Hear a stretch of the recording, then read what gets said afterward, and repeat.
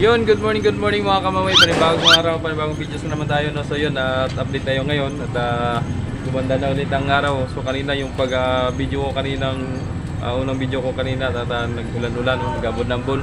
So yun, nagpangita ng haring araw. So shoutout nga pala kaya Indrick Refill, at nasa loob na ng terminal. At kagabi, at medyo nagdagsa na yung pasahero, no? At nagdami na. Pero ngayon medyo nag-slow na yung flow ng ating mga panawik, At ayun, hindi na masyadong marami ngayon. Siguro na kauwi na. So madaling araw, so madaming nagbiyahe. At tuloy-tuloy naman ang biyahe. Awa ng Diyos, maayos, no. So yun, thank you so much sa mga nagsubaybay, So tara, ipakita ko na sa inyo, hindi ko na patatagalin pa. Kung bago ka lang sa aking YouTube channel, please like and share and subscribe. Click notification bells para magiging updated ka naman sa mga sunod pang videos. So tara, let's go.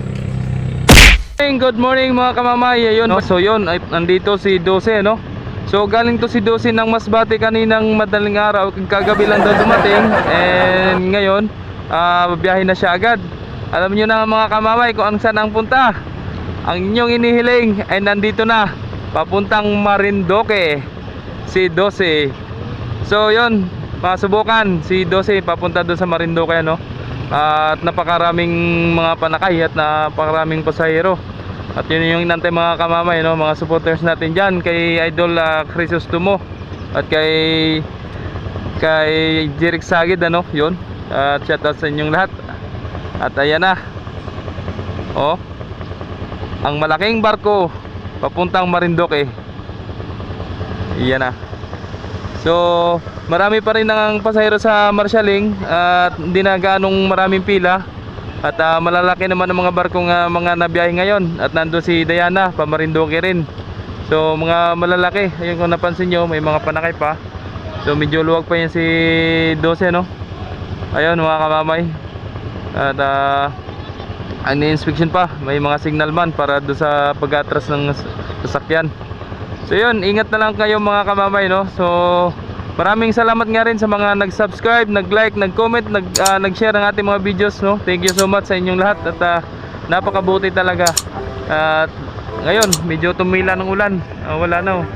So kanina, madaling araw, at ako'y nanggaling pa ng Grand. At naghatid ako sa aking hipag. So yun, shoutout sa aking hipag. So sana maayos ang pagbiyahe nyo papuntang Tagkawayan, Then yun, itong update natin ngayon sa umaga,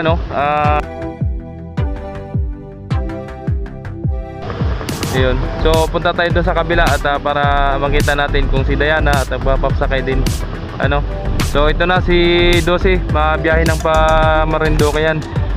Yan, abang-abang mga kamamay ng mga Marinduque dyan. Shoutout sa taga Marinduque. Ayun.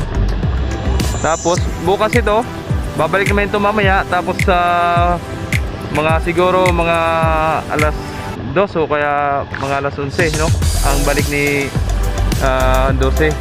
Malalaman mamaya at mabilis naman takbo ni Dose. Ayun, punta tayo sa kabila. Mamaya update na lang natin pagdating, pagbalik ni Dose. Yan na si Diana, puno na, pasahero na lang inantay. Ano inantay niya, Neng? Ano inantay? Clearing na lang? Clearing na lang. Ayun, clearing na lang. So yan, dyan pa rin si 7. Yun, si 5 nasa RAM 7, si 8 so nakantapay para mamaya. At pag alis ng dalawang barko, so sila naman ang sasalang pa Marinduque naman.